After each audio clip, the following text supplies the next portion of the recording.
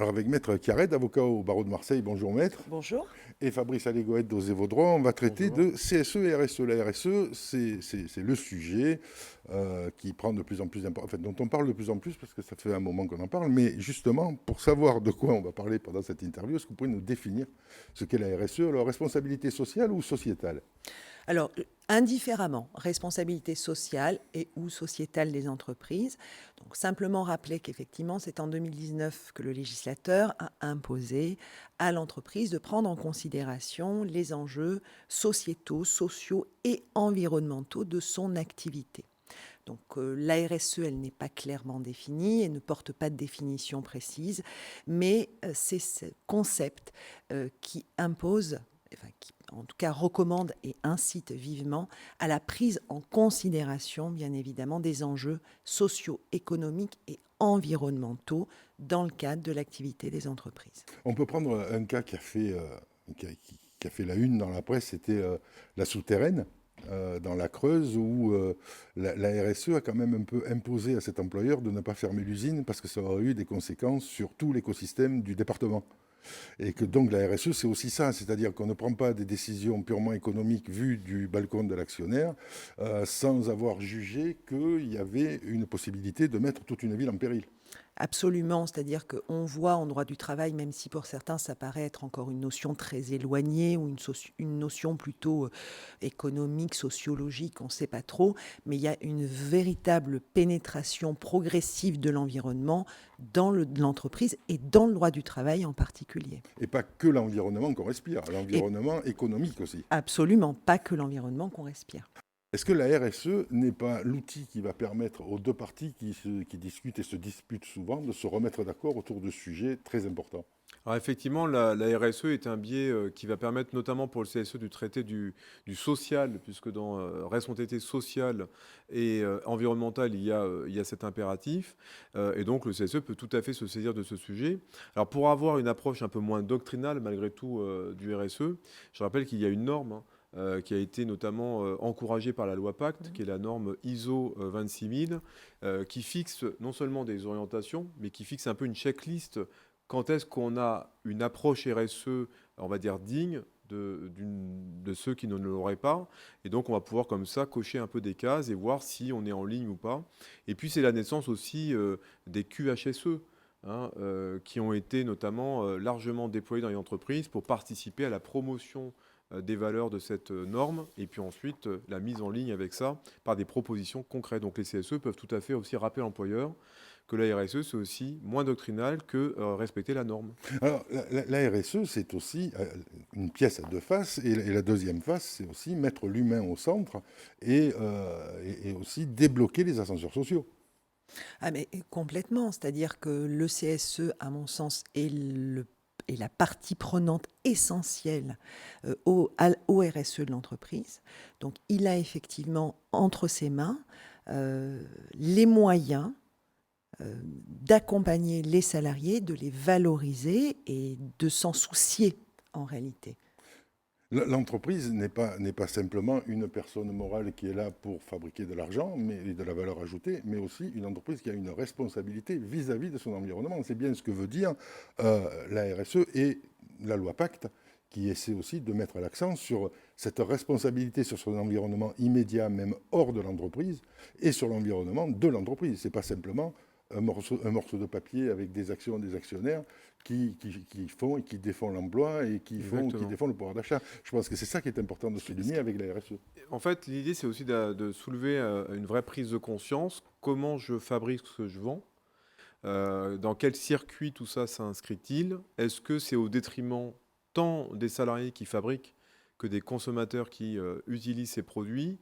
Est-ce qu'il y a une vraie vertu à faire ce que je fais, ou est-ce qu'on n'aurait pas d'ailleurs à rendre ça plus vertueux par des politiques plus respectueuses de l'environnement, plus durables, plus écologiques, plus responsables vis-à-vis des salariés et vis-à-vis des consommateurs? Donc l'idée, c'est de réveiller les consciences à une époque où on était plus dans le capitalisme, nourri d'ailleurs par cette période un peu on va dire, du taylorisme.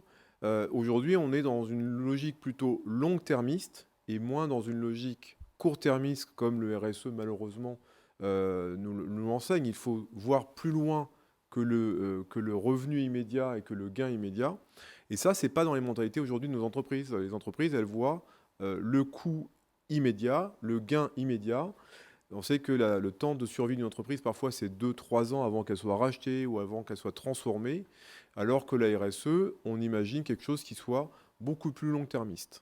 Il y a beaucoup d'avocats qui se plongent sur la RSE. Est-ce que vous avez des actions de formation des chefs d'entreprise ou des élus spécifiquement sur ce sujet-là? Alors, très peu encore à l'heure actuelle, c'est-à-dire que nous aussi, en tant qu'avocats, on essaye d'avoir une démarche incitative et pour sensibiliser en réalité tout à la fois les employeurs, bien entendu aussi les représentations du personnel, à s'inscrire dans cette démarche. Étant précisé que très souvent, on s'aperçoit, alors, c'est pas une observation générale systématique, mais on s'aperçoit néanmoins que chaque entreprise a quelque part, sans en avoir conscience, peut-être déjà entamé une action qui pourrait s'inscrire dans le cadre de la responsabilité sociale des entreprises. C'est par exemple les entreprises qui ont choisi de recycler leurs déchets.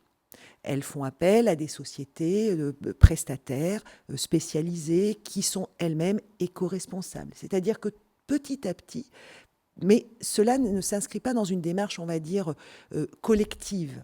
Non, mais quelquefois, c'est juste de l'image avec du greenwashing pour juste faire un peu de publicité et avoir l'air plus respectable. On essaie justement de les encourager à ce que ce Là, soit on une verse démarche. dans la recherche de labels. Voilà, c'est ça.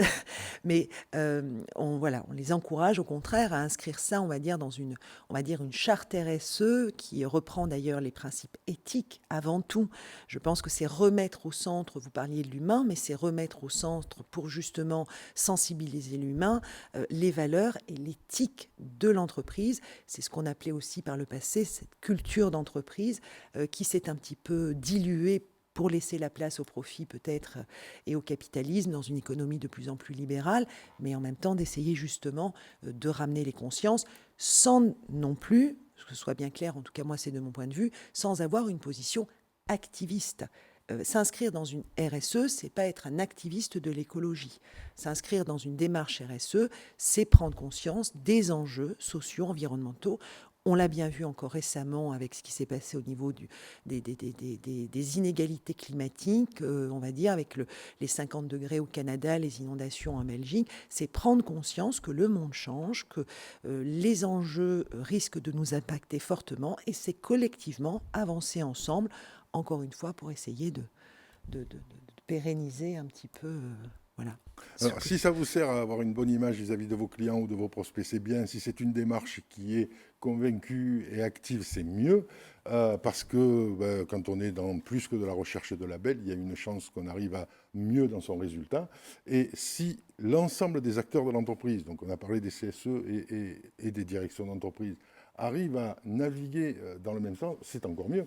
Oui, de toute façon, moi je l'avais dit, hein, il ne faut pas rentrer dans une logique trop doctrinale, il ne faut pas utiliser ça comme un label, comme un totem pour dire nous on est RSE. D'ailleurs, ceux qui le disent sont généralement ceux qui ne le sont pas. Parce que justement, quand on est plutôt dans une démarche de transformation, d'évolution, de mutation de son environnement de travail, pour notamment intégrer ces dispositifs de la norme, on n'est pas dans la médiatisation à outrance, on n'est pas dans le matu vu. On est dans quelque chose qui est acquis, qui est intégré, qui est intégratif et qui est durable. Donc le CSE, comme l'employeur, peuvent mettre ça à l'ordre du jour, peut-être commencer par poser les bases.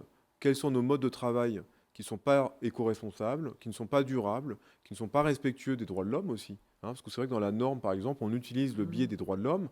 Alors ça peut paraître un peu gigantissime quand on parle de la France, parce que c'est vrai que cette norme, elle est d'abord européenne, hein, et donc tous les pays ne sont pas égaux face aux droits du travail. Mais quand on parle des droits de l'homme, on parle de leurs conditions de vie, de leurs conditions de bien-être au travail. Donc c'est intéressant de poser ces questions et de commencer à jalonner de manière progressive une transformation honnête et heureuse grâce à la RSE. Bien que la France ait été fut un temps la championne du monde de licenciement de représentants du personnel. Mais ça, c'est une autre histoire. Oui. Merci beaucoup à tous les deux. Merci. Merci à vous.